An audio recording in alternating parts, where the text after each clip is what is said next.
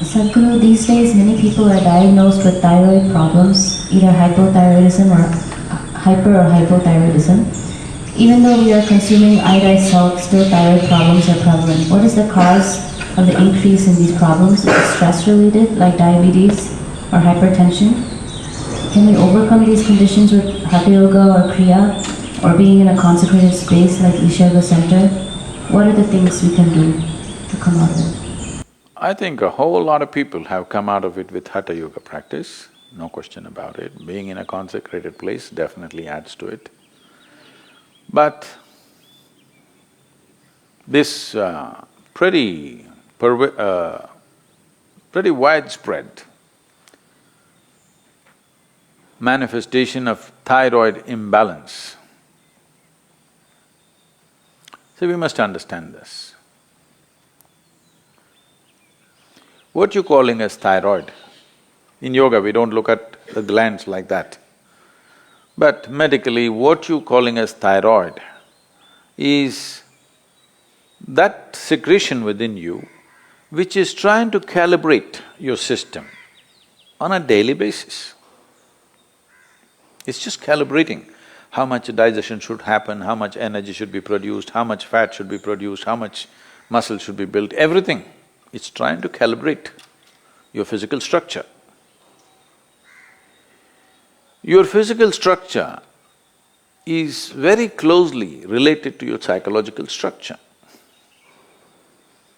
Today, there is substantial evidence to show you that if you sit here and think of the mountain, your glandular function will happen in a certain way. If you think about a tiger, it'll happen another way.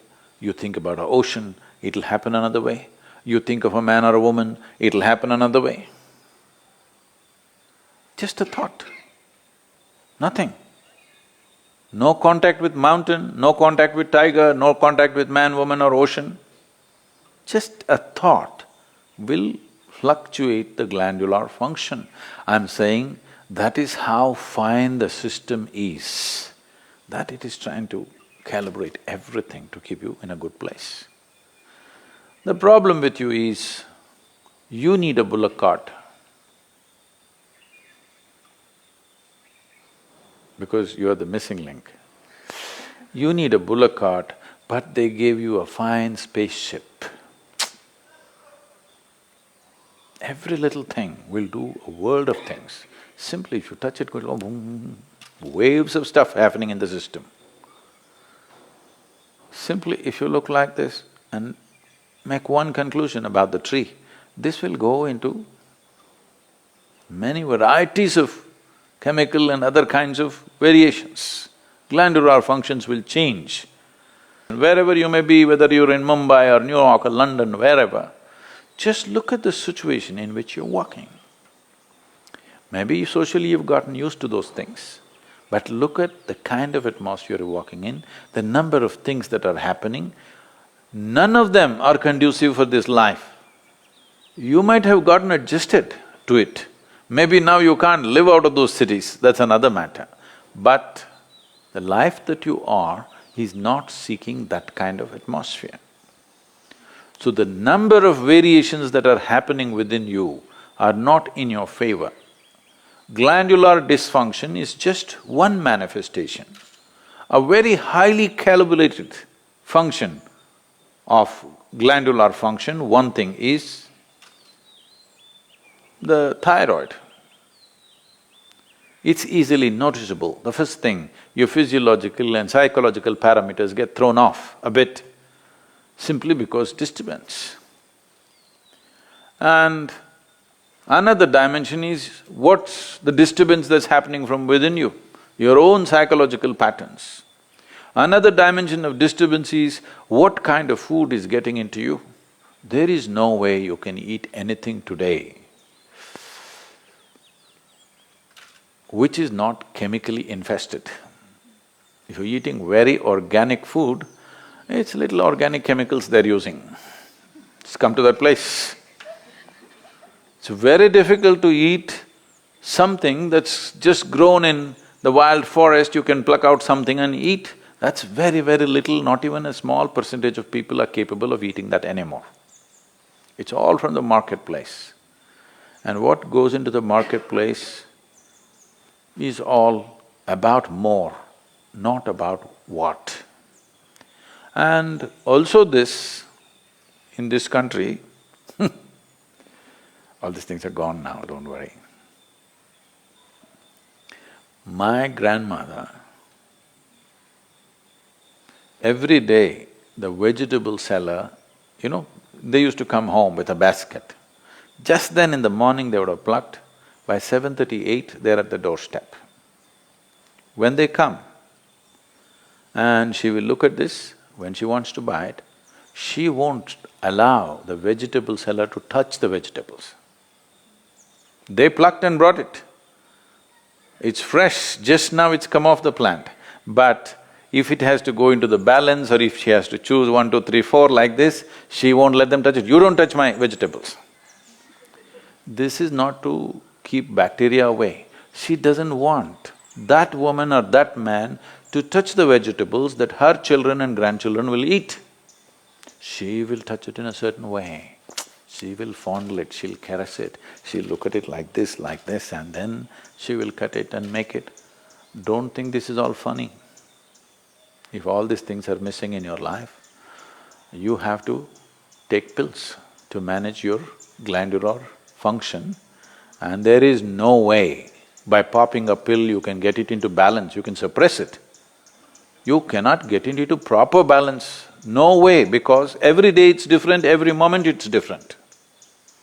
This is calibration, a very active calibration that's happening. You kill it and just take a pill and somehow manage. You are a little dysfunctional machine. With this dysfunctional machine will manifest in so many ways, and you will only know it when you stretch it. When you're living with minimal stuff, it won't show up. It's like this. See, even if you have a flat tire on your car, at 20 kilometers you can drive home, Some things will crack up, some things will tear up, but still you can drive. Only if you're hitting 200 kilometers per hour, then if the tire goes flat, then you know you fly off the road. So that's all it is. If all these things are taken care of well, now when you rev up your life to function at a much higher level, simply it'll go. Now you rev up your life without bringing that balance, then you see it'll freak. You will see this happening all around you every day. So, to invest that much into our lives, well, you can't leave your city and go and live in the jungle. You can't leave the atmospheres and go away. At least you must equip yourself so that those things don't have too much impact on you. It'll anyway have impact, but how much is the question? How much impact? At least within your home, surround yourself with some plants. If there is no space, fill your room. This is going to have some freaky bedrooms. Open up half the roof.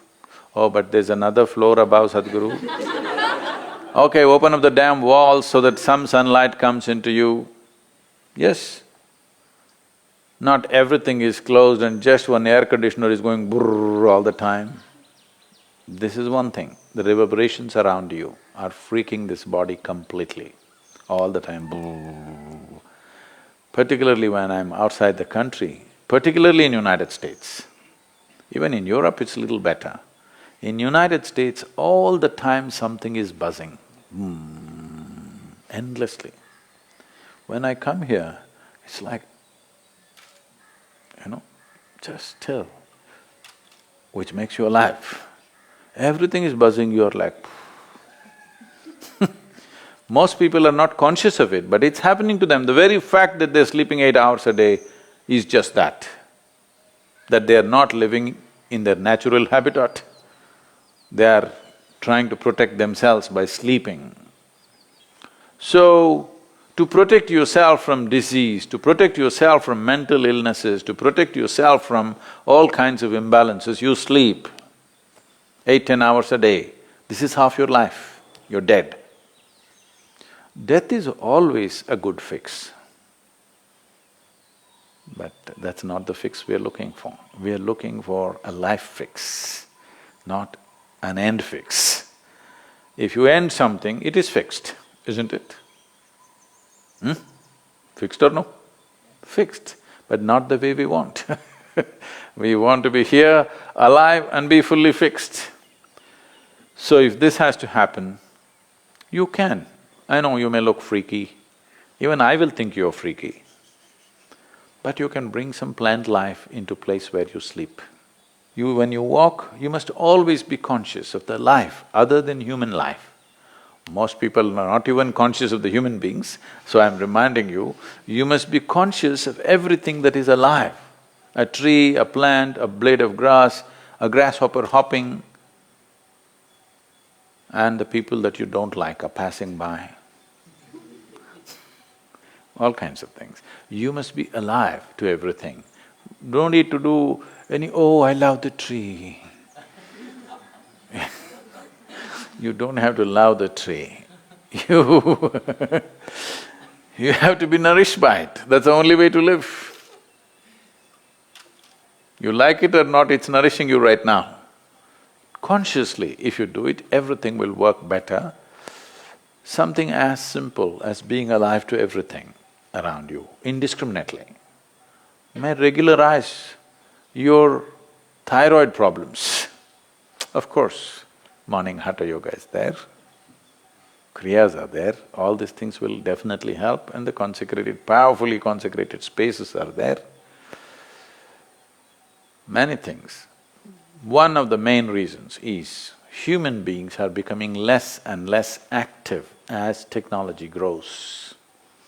In a day, on an average human being, how much activity, physical activity they used to perform in the past, previous generations of people, and how much physical activity all of us are performing right now is abysmally low. With such a low level of activity, keeping the balance in the system is difficult. So little imbalance, don't go to bed. If you feel little imbalanced, you must jump into activity. Wherever activity is happening with some vigor and joy, you must jump into that activity and do more and more of it if you're feeling sick. Really. Because the moment you go back, you're empowering that. Well, if you're very ill, that's a different thing. But otherwise, you must… we are talking about essentially glandular dysfunction of various kinds. Activity is a simple solution for everything. And don't make activity, for those of you in New York, I'm telling you, don't make activity, you have that health band on your thing. 10 steps, 12 steps. Don't do this, that's not the way to do activity, you may get more sick by doing that. Simply, joyfully doing something. Being joyfully alive. Activity is, if you do not know how to sit here and be exuberantly alive, just go and play. Play a game, run around simply. Just imitate the grasshopper when you're walking. Try. Why not? You never did this. This is the problem with you. When you go now, I want to see you because you're going to walk on the grass. You better grow like a grasshopper. Chuk, chuk, chuk, chuk, chuk. You will see how much aliveness will happen with you. Essentially, your fundamental problem is you have become bloody serious about your life.